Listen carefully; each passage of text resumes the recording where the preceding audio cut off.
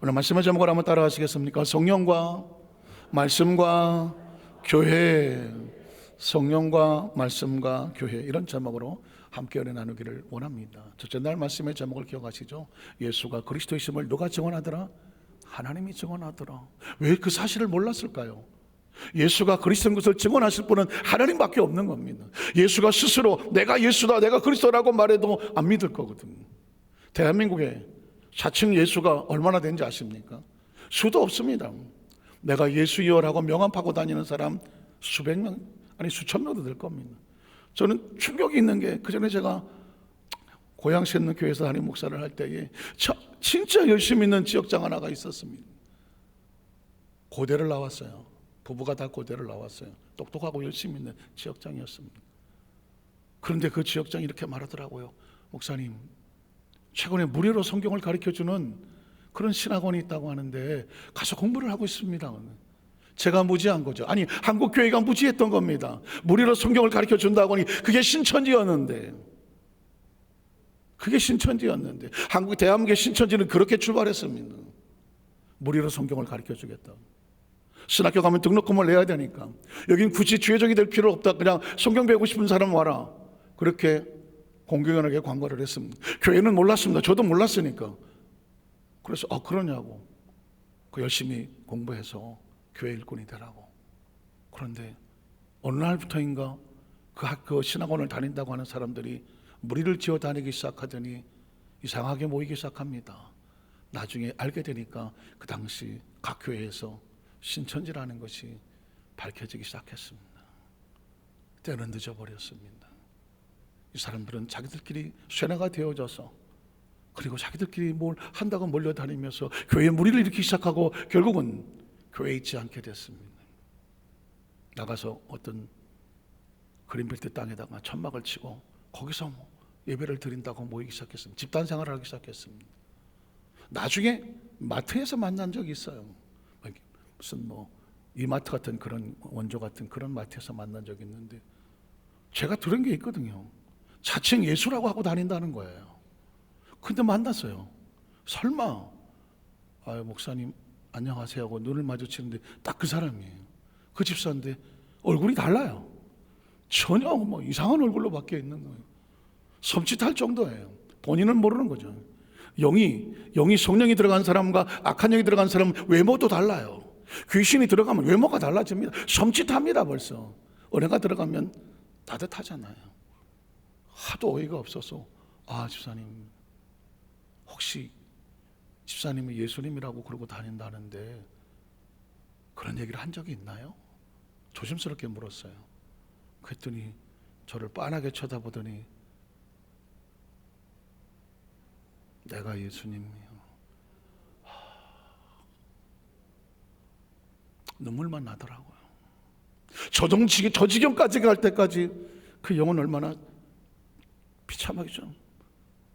남편과 이혼하고 못 살잖아. 예수님하고 어떻게 살겠어. 살아냈으면 이혼하고 애들은 뿔뿔이 흩어지고 그 집단하고 모아가 땅에다가 천막을 쳐놓고 거기서,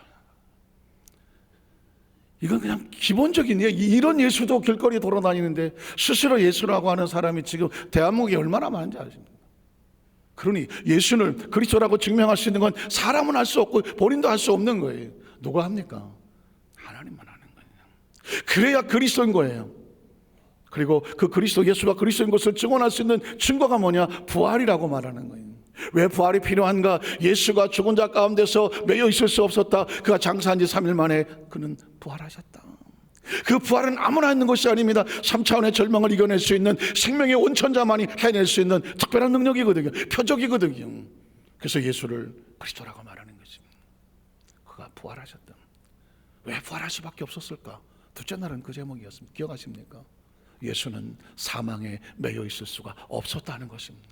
저는 개인적으로 이 말씀이 얼마나 좋은지 몰라요. 이게 거기 숨어 있었네. 예수가 부활할 수밖에 없었던 이유, 하나님 그를 살릴 수밖에 없었던 이유, 예수는 그 사망에 매여 있을 수가 없었기 때문이다. 그렇죠. 생명이 어떻게 사망에 묶여 있습니까? 생명이 들어가면 사망은 사라지는 겁니다. 어떻게 빛이 어둠에 갇힐 수가 있겠습니까? 빛이 들어가는 순간 어둠은 사라지는 것입니다.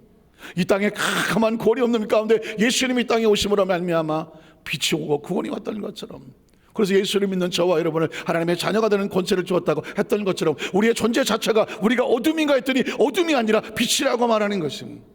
주여 우리를 어둠에서 건져, 걱정하지만 네가 빛이야, 네가 움직이는 것마다 생명이 움직인다고 말씀하는 거예요. 믿으십니까? 우린 존재 자체가 우리가 그런 존재라는 인식을 가지고 있어야 돼요. 예수의 부활을 믿으십니까? 그 부활이 약속된 걸 믿으십니까? 새천당에서 그 부활은 약속된 것이다. 메시아가 약속되어 예수님의 땅에 오셨던 것처럼 부활도 약속되어 있던 것이다. 다윗은 미리 보았다. 그리고 그 부활을 믿었다. 그 부활은 약속된 것이다. 성령도 마찬가지다. 하나님 나라 속에서 그 어떤 것들도 우연히 오다 가다 떨어진 것은 없습니다. 철저하게 하나님이 약속된 것입니다. 그리고 그 약속을 하나님의 말씀이라고 말하는 것입니다. 말씀에 배우는 성령이고, 그 성령과 말씀과 그리고 그 말씀의 약속을 믿고 거룩한 공동체를 이루는 게 뭐라고 말하느냐? 교회라고 말하는 거죠. 그래서 성령과 말씀과 교회는 뗄래야 뗄 수가 없는 거죠. 자, 성령과 말씀과 교회가 공동체 가운데 벌어지는 첫 번째 역사는 뭐냐면, 말씀을 들었다면 깨어지는 역사가 있어야 된다는 거죠. 한번 따라 하세요. 말씀을 듣고 깨어지는 역사가 있어야 한다. 사전 2장 37절을 보겠습니다. 그들이 이 말을 듣고 예수가 부활하셨고 약속대로 임하신 것이다, 그 말을 듣고 마음에 찔렸습니다. 말씀을 들으면 세 가지 현상이 벌어집니다. 어떤 사람은 이렇게 생각합니다. 이거 우리 며느리가 들어야 되는데, 이 주옥 같은 말씀을 우리 며느리가 들었어야 되는데 왜 안 나왔어 오늘 성령 대방에? 혹시 그렇습니까? 이 말씀을 우리 구역 식구 어떤 집사가 들어야 되는데 억울해라. 혹시 그러십니까? 죄송한 이야기지만 한번 따라 하실까요? 나 들으라고 하는 소리다. 하나님 말씀은 누구 들으라고, 옆집 사람 들으라고 하는 게 아닙니다. 나 들으라고 하는 거예요. 너 들으라고 하는 거라니까. 그 말씀은 나를 향한 하나님의 말씀으로 들어줘야 내 귀전을 스쳐 지나가지 않아요. 어떤 사람은 말씀을 들으면 오늘 본문에 있는 사람들처럼 마음에 찔림이 있습니다. 말씀에 부딪힙니다. 말씀에 깨어집니다. 말씀 앞에서 주여 내가 죄인입니다, 내가 어떻게 해야 됩니까? 라고 하는 깨어짐이 있습니다. 아까 우리 권사님 기도하실 때 말씀을 들을 때 심령과 골수를 찔러 쪼개어 달라고 기도했습니다. 그 심령과 골수를 찔러 쪼개는 것은 옆집 김집사를 얘기하는 게 아니란 말입니다. 누구의 심령과 골수를 찔러야 됩니까? 나의 심령과 골수를 찔러서 말씀 앞에 부딪히고 깨어지고 꼬꾸라져서 회개하고 돌이키게 하여 주시옵소서. 그래서 말씀을 듣는 겁니다. 말씀을 여기다 채워놓고 있어서 말씀을 많이 알아서 이 말씀으로 다른 사람을 판단하라고 여기다 채우는 것이 아닙니다. 말씀을 내 심령에 받는 것입니다. 말씀이 방망이 같이 되고 말씀이 불같이 되어져서 말씀 앞에 깨어지고 말씀 앞에 내 심령이 다 올라야 되는 것입니다. 베드로의 말씀 앞에 그 말씀을 듣는 사람들이 이 마음이 찔렸어. 그래서 베드로와 다른 사도들에게 물으르되 형제들아 우리가 어찌할까? 한번 따라 하실 거예요. 형제들아 우리가 그러면 어찌할까? 주님은 우리가 어떻게 해야 되겠습니까? 내가 이 사망에서 절망에서 낙심해서 원한에서 미움에서 이 나태해서 이 유혹에서 시험에서 함정에서 빠져나와야 되겠는데, 내가 무엇이 죄인지를 깨달았는데 어떻게 했으면 좋겠습니까? 라고 하나님께 꼬꾸라지는 심령 가운데 은혜가 있는 겁니다. 은혜는 그런 사람에게 받는 겁니다. 그런데 안타깝지만 또 한 가지 현상은 뭔지 아십니까? 말씀을 들을 때에 화가 나는 사람이 있습니다. 말씀을 듣는데 저건 나 들으라고 하는 소리인가? 혹시 그런 사람이 있으십니까? 굉장히 중요한 겁니다. 스데반이 자신이 왜 예수를 증거해야 되는지 구약의 성경을 쫙 설명을 합니다. 그래 너희가 십자가에 못 박힌 예수가 그리스도라고 외쳤습니다. 스데반이 외쳤습니다. 그랬더니 유대인들이 그 소리가 듣기 싫었습니다. 듣기 싫었습니다. 우리가 예수를 죽였다고, 우리가 죽인 예수가 그가 그리스도라고 시기가 저거 그 말씀을 받으려고 하니까 자기가 죄인이라는 걸 인정해야 되거든요. 자기가 잘못했다는 걸 인정을 해야 한단 말입니다. 그러기가 싫은 거예요. 그러고 싶지 않은 거예요. 깨워지고 싶지 않은 거예요. 그래서 그들이 소리를 질렀다. 야, 저 새끼 입 막어! 그래서 어떻게 합니까? 이성을 잃고 돌멩이를 들어서 스데반을 쳐서 죽이는 겁니다. 죽이는 겁니다. 스데반이 뭘 잘못했습니까? 말씀을 선포했을 뿐입니다. 말씀은 놀랍게도 귓전으로 스쳐 지나가서 다른 사람 들으라고 하는 말인가?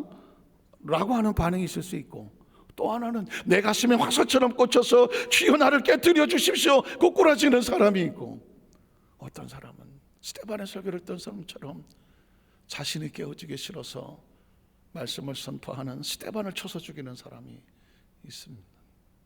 어떻게 생각하십니까? 만약에 내 심령이 내가 깨어진다면 성령의 역사입니다. 성령의 역사입니다. 그런데 내가 깨어지기 싫어서, 내가 이 자리를 고수하고 싶어서 말씀이 선포하는 그 말씀의 자리가 화가 나고 속이 상하고 뭔가 분노가 치오른다면 기억하십시오. 배후에는 악한 영이 있습니다. 영적 실체를 아셔야 돼요. 귀신은요, 말씀이 듣기 싫습니다. 귀신은요, 찬양이 듣기 싫습니다. 귀신은요, 기도하는 게 듣기 싫습니다. 기도하면 뛰쳐나갑니다. 찬양하면 뛰쳐나갑니다. 말씀을 선포되면 그냥 뛰쳐나고 싶어서 견디지를 못합니다. 그 자리가 불안하고 초조하고 막 식은땀이 나고 가기 막 그냥 그 자리에 견디지를 못합니다. 혹시 아십니까? 예배 도중에도 그 말씀 앞에서 막 몸부림을 치면서 싸우고 있는 그런 모습을 있습니다. 제가 미국에서 선교사를 할 때 어떤 권사님이에요. 남편하고 꼭 같이 와요. 그런데 아주 얌전하고 있었던 권사님인데 신방을 갔어요. 신방을 가서 뭐 한 시간 정도, 미국에서 한 시간, 보통 1시간 정도 걸어서 차 타고 오거든요. 신방을 갔어요. 그때 뭔가가 이상해요. 같이 앉혀놓고 예배를 드리니까 뭔가가 이상해요. 나중에 그분이, 권사님이 따로 제 사무실에 와서 상담을 해요. 목사님, 저는요, 예배 시간에 찬송만 하려고 입을 열면 욕이 나온대요. 찬송을 해야 되는데, 편찬하고 막 찬송해야 되는데 입이 여는 순간에 그냥 찬송만 들으면 막 쌍욕이 나온대. 합심으로 기도하자 그러면 속에서 막 욕이 나온대. 난 또 이때까지 목회하면서 그런 소리 처음 들어봤거든요. 아니, 다 같이 합심 기도하자는데 왜 욕이 나와? 다 같이 찬송을 열심히 부르는데 왜 그 사람은 찬송이 안 나고 욕이 나올까? 그래서 모가지를 붙잡고 아무것도 못하고 앉아있어요. 그게 잘못됐다는 것은 알아요. 그래서 저한테 와서 상담을 하는 거예요. 원인이 뭘까? 이것저것 묻다가 혹시 마음속에 조금 미워하시는 사람 있나요? 미워하시는 사람 있나요? 왜냐하면 찬송을 방해하고 말씀된 것을 방해하고 기도를 방해하는 건 다른 게 아니거든요. 그건 배후에 악한 영이 있는 건데요, 그 악한 영의 실체 속에는 미움이 있어요. 서운함이 있고요, 억울함이 있고요, 분노가 있어요, 적개심이 있어요. 그리고 때로 타락한 영이 그 속을 누를 수가 있어요. 연세가 지금 하시는 분이 다른 게 뭐가 있겠어요? 제가 볼 때는 미움인 것 같아요. 미워하시는 분이 있나요? 그랬더니 갑자기 덜컥 하더니 자기는 평생 남편을 미워했다고. 목사님 어떻게 하셨어요? 참 부부는 힘들어요. 그냥 가만히 있으면 아무 문제가 없는 것 같은데 속을 들여다보면 이 남편이 이 미국에서 이민을 와갖고 힘들고 어렵게 같이 살았어. 제가 그때 40대니까 그분들이 한 60은 되신 것 같은데, 60 이상은. 그때는 60대도 꽤 늙어 보였으니까. 그런데 은퇴하고 이제 실버 노인연금 받고 이렇게 살아가시는 것 같은데 부부간에 하루 종일 대화도 없고 그냥 틱틱거리고 평생을 그렇게 살았어. 힘들고 위로와서 어디 가서 위로받을 때도 없는데 남편이 위로해 주지를 않아. 오히려 뭐라 그러면 타박하고 틱틱거리고 나도 힘들어 죽겠는데 왜 이래? 그러니 이 권사님이 어디 가서 위로받을 데가 없어서 근데 이게 쫙 쌓여갖고 모가지가 찼어. 그 남편에 대한 이 속에서 막 욕이 나오고 싶은데 그래도 명색이 권사야. 교회도 다녀. 근데 희한하게 찬송만 하려고 그러면 여기 나와. 기도만 하려고 그러면 여기 나와. 그때 알았습니다. 그래서 그분을 붙잡고 얘기를 상담을 하고 그 속에 미움을 뻗어내기 위해서 간절히 통곡하고 기도하고, 그리고 나서 그 속에서 더 이상 그 미움과 아픔의 상과 다 빠져나가고자 하는, 얼마나 울었는지 모르죠 뭐. 그리고 나서 살겠다고. 여러분, 그런 겁니다. 이거 남의 이야기가 아닙니다. 왜 찬송이 안 될까? 왜 기도가 안 될까? 왜 말씀을 들을 때 어떤 예배 시간이 내가 나에게 어떤 마음의 아픔의 갈등을 주고 왠지 그 마음의 자리가 불편하고 힘들게 만드는가? 예배가 사모되지 않는가? 이유는 딴 게 아닙니다. 문제는 밖에 있지 않아요. 안에 있을 수 있습니다. 여러분의 마음 상태는 어떻습니까? 영적 상태는 어떻습니까? 여러분의 영정은 숨을 쉬고 있습니까? 마음은 평안하십니까? 마음은 따뜻하십니까? 혹시 미움은 없으십니까? 억울함은 없으십니까? 서운함은 없으십니까? 뭔가가 못마땅하고 있는 그런 사람은 없으십니까? 이 상황에 정말 내가 힘들고 어려워서 나에게 상처 주는 그 어떤 사람이, 나를 힘들게 하는 어떤 사람 때문에 요즘 힘드십니까? 가장 가까이 위로받아야 될 사람 때문에, 그런데 그 위로는커녕 오히려 상처가 돼서 마음에 미움이 있지 않습니까? 혹시 그렇다고 한다면 이건 인간관계의 문제가 아닙니다. 영적인 문제입니다. 이 문제를 내 속에서 덜어내고 내 안에 평안을 얻기 전까지는 절대 거기서 빠져나올 수가 없습니다. 그래서 오늘 두 번째로 보면 어찌할꼬 그랬을 때 베드로가 성령으로 선물 받는 방법을 가르쳐 줍니다. 성령 대망에는 바로 이 코스를 밟는 겁니다. 성령은 바로 이 코스 가운데서 역사하시는 겁니다. 38절에 보면 베드로가 이르되 너희가 첫 번째는 회개하여. 한번 따라 하실까요? 회개하여. 회개하여. 회개. 성령이 정말로 필요하시고 성령을 대망하신다면 그 첫 번째는 뭐냐면 회개하는 겁니다. 내가 지금 있는 모든 상황에서 회개란 딴 게 아닙니다. 방향을 돌리는 겁니다. 미워했던 곳에서 미움으로부터 다시는 미워하지 않겠다고 방향을 돌리는 겁니다. 내 마음에 화를 더 이상 내지 않겠다고 돌아서는 겁니다. 죄를 지었던 죄에서 벗어나는 겁니다. 누군가 못마땅한 그 못마땅하면서 그 사람의 못마땅함으로서 왜 내 영을 죽입니까? 못마땅하게 생각하는 것에서 돌아서는 겁니다. 도저히 내가 감당하지 못하겠거든 하나님 앞에 맡겨놓고 돌아서란 말입니다. 내 안엔 모든 쓰디쓴 감정과 부정적인 감정과 하나님과의 관계에서 필요하지 잘못된 모든 말씀의 역방향이 되는 것부터 돌아서는 겁니다. 그걸 회개라고 말하는 것입니다. 그걸 평생 가슴에 끌어안고 그 아픔점에 주고 살지 마십시오. 그건 자기 스스로를 죽이는 겁니다. 오늘 낮에도 제가 그 전에 제가 설교했던 예수님이 생명입니다고 왔을 때 하루아침에 유방암 말기 받았던 그 미국의 어떤 집사님도 하나님께서 말씀하셨던, 그가 마지막 실험실에 들어가서 육신은 실험실의 도구가 되어지고 자신의 영혼이 하나님 앞에 갔을 때 통곡하며였을 때 네가 왜 유방암 말기에 걸렸는지 아느냐? 모른다고. 난 이민교회에 와서 남편하고 세탁소 하면서 그렇게 세탁소 하루 종일 힘든 거거든요. 미국에 이민 온 사람들이 1세대가 세탁소를 했습니다. 왜냐하면 세탁소는 유일하게 주일날 쉬었습니다. 다른 직장은 주일날 일을 잘 쉬지 않아요. 세탁소는 주일날 쉬었어요. 그러니까 교회에 오려고 크리스찬들이 세탁소를 했습니다. 세탁소는 근데 부부가 같이 해야 돼요. 부부가 같이 해야 돼요. 24시간 아니지만 어쨌든 낮에 같이 세탁소 둘이 붙어 있다가 보니까 맨날 싸워요. 부부간에 한국 사람들은 부부랑 같이 일 시켜놓으면 맨날 싸우더만. 크게 마음에 한이 받쳤어. 그런데 그 미움이 남편을 미워서 저걸 어떡하나 했는데 누가 암에 걸립니까? 자신이 암에 걸리는 거예요. 그래서 용서라고 하는 것은 상대방 좋으라고 하는 게 아닙니다. 나 살라고 하는 겁니다. 나 살라고 용서하는 겁니다. 나 살려고 풀어내는 겁니다. 나 살려고 부정적에서 빠져나오는 겁니다. 인생에 제일 중요한 건 누구예요? 나예요. 억울하지 않습니까?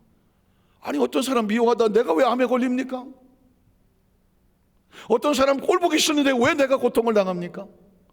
어떤 사람은 마음이 안 맞다고 고통스럽다고 해서 그 사람 때문에 내가 왜 속을 끓여야 됩니까? 이 소중한 나를 여러분 철저하게 이기주의자가 되십시오. 여러분을 소중히 여기십시오.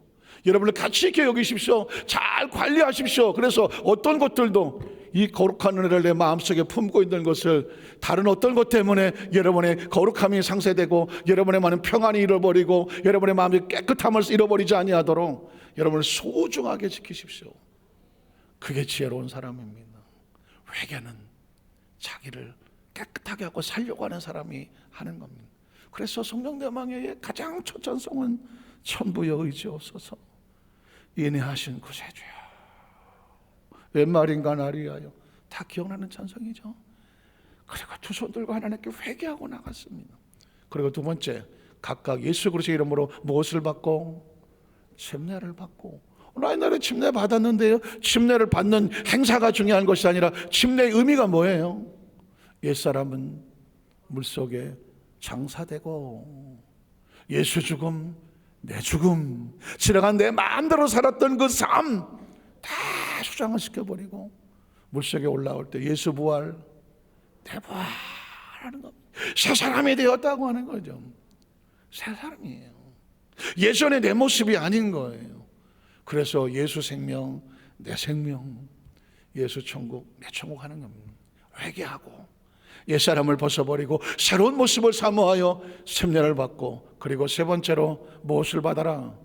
죄사함을 받아라고 합니다. 죄사함. 어떤 모습인지 죄에서 단절이 돼야 성령이 우리에게 선물로 와요. 성령은 거룩한 영입니다. 그래서 거룩한 영이 우리 속에 들어오기 위해서 내 속에서 더러운 것들은 다 빠져나가야 돼요. 더러운 것이 빠져나가야 내 속에 거룩한 영이 많은 겁니다. 죄사함을 받으라. 그리하면 그 다음 절에 보면 성령의 선물을 받으리니 라고 말하는 것입니다. 성령의 선물을 받는 겁니다. 그리고 세 번째로는 이 선물은요, 이 약속은요, 모든 세대 우리 모든 사람에게 혜택이 되는 것입니다. 약속이 된 겁니다. 39절에 보면 이 약속은 너희와 너희 자녀와 모든 먼 데 사람, 저 이방 유대인을 넘어서 저 이방인의 모든 세대까지 주 우리 하나님이 얼마든지 부른 자들에게 약속을 주셔. 누구든지 성령의 선물을 받을 수 있습니다. 한번 따라 하실까요? 누구든지 성령의 선물을 받을 수 있습니다. 뭐 하면? 회개하면, 그리고 옛사람을 죽이고 영적 침례를 통해 새로워지면, 그리고 죄사함을 얻으면 성령의 선물을 나도 받을 수 있고 모두가 받을 수 있습니다. 그리고 마지막 네 번째로 교회 공동체는 이렇게 출발했습니다. 성령께서 부흥시켰죠. 41절을 보면 그래서 그 말을 받은 사람들은 침례를 받으면, 왜 침례 받을까요? 회개하고 옛사람을 끊어버리고 죄사함을 얻으려고. 왜? 성령을 선물로 받으려고 하니까. 그래서 그날에 그 구원받은 신도의 수가 얼마나 더하더라? 3,000이나 더하더라는 것입니다. 성령이 선포되고 말씀을 들었으면 깨어져서 변하다고 회개하고 죄사함 받아서 구원받는 숫자가 날마다 늘어나야 돼요. 그건 성령이 하시는 것입니다. 그래서 예수님 안살게 우리 성도들이 간절히 기도하는 겁니다. 하나님, 우리에게 성도들이 눈물로 간절히 간고 기도할 때 이 재단에 구원받는 성도의 수가 3,000이나 더하게 하여 주시옵소서.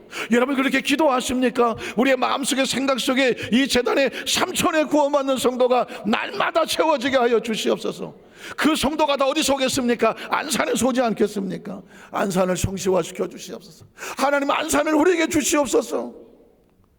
어느 시대의 전도자는 그런 말을 했습니다. 하나님, 나에게 영국을 주십시오. 존 낙스는 그렇게 기도했습니다. 그런 기도합니까? 하나님, 대한민국을 우리에게 주십시오. 한번 따라 하실까요? 하나님, 대한민국을, 이 민족을 우리 교회에 붙여주십시오. 이 거대한 꿈을 꾸는, 이 꿈을 가지고 있는 사람에게 그러기 위해서 누가 역사하겠습니까? 우리를 증인되게 하시는 것은 성령이고, 성령은 우리에게 권능을 주시는 거군요. 어떤 분은 이 소리가 듣기 싫을지 모릅니다. 목사님, 나 하루 먹고 살기도 힘들어요. 나 언제 무슨 안산시 성시와 언제 뭐 민족을, 아유, 괜찮아요. 그러나 적어도 하나님을 향하여서 영적인 지평을 넓히기를 원하여서 하나님의 뜻이 무엇인지를 알아서 성령을 받으면 너희가 증인이 되리라. 성령 받은 증거가 증인이라는 사실을 안다면 우리는 그런 꿈을 가져야 되지 않겠습니까? 안산을 우리에게 주십시오. 민족을 주십시오. 그리고 땅끝까지라고 말했으니 우리가 허락하는 한 선교의 비전을 가지고 나가서 그곳에 예수의 복음이 아까 찬양팀이 외쳤던 것처럼 빛을 비추게 하여 주시옵소서. 믿으십니까? 마지막 42절에 보면 그래서 그걸 위해서 그들이 한 게 뭘까요? 그들이 사도들의 가르침을 받았습니다. 말씀을 받았습니다. 서로 교제하고 떡을 떼며 그들이 했던 건 뭘까요? 오로지 기도하기를 힘쓰더라고요. 처음의 원점처럼 기도의 양을 채우는 것입니다. 여러분의 자녀를 위해서 뭘 하십니까? 기도의 양을 채우십시오. 여러분의 어머니의 눈물의 기도는 자식을 망하게 하지 않습니다. 아버지의 눈물의 기도는 그 자식들의 앞길을 여는 통로가 됩니다. 우리의 자녀가 알아서 지가 크기는 하겠지만 부모의 사명은 기도를 쌓아 놓아야 됩니다. 다음 세대를 위해서 우리가 기도를 쌓아 놓아야 됩니다. 이 안산을 위해서, 이 민족의 복음화를 위해서, 세계 선교를 위해서 기도줄을 쌓아 놓아야 돼요. 초대교회 성도들이 했던 건 하나밖에 없습니다. 오로지 기도하기를 힘썼습니다. 그래서 이도수 만산교회는 모두가 좀 더 졸자, 좀 더 쉬자, 좀 더 편하자고 하던 것을 뒤로 역방향으로 하고 한 달에 한 번씩 성령대망회로 모여서 오로지 기도하기를 힘쓰라는 겁니다. 간절히 바라기는 5월 달에 이 성령대망회가 오늘 넷째 날 말이지만 6월 7월 8월 때 날마다 깨어서 기도하기를 애쓰는 하나님의 사람들이 이 재단에 더 가득 채워져서 하나님의 마음을 뜨겁게 울릴 역사가 있기를 주님의 이름으로 축원합니다. 기도하겠습니다. 전능하신 하나님 아버지,